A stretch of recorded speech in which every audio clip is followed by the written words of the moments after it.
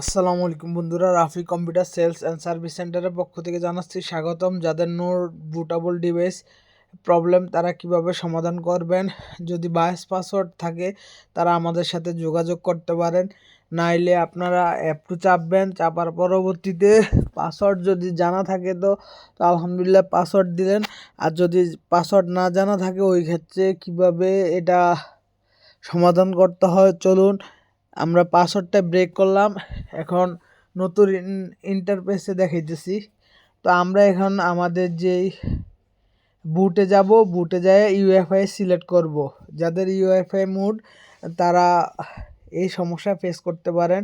No bootable device অনেক ক্ষেত্রে এটা হার্ড ডিস্ক থেকে বা এসএসডি থেকে হইতে পারে।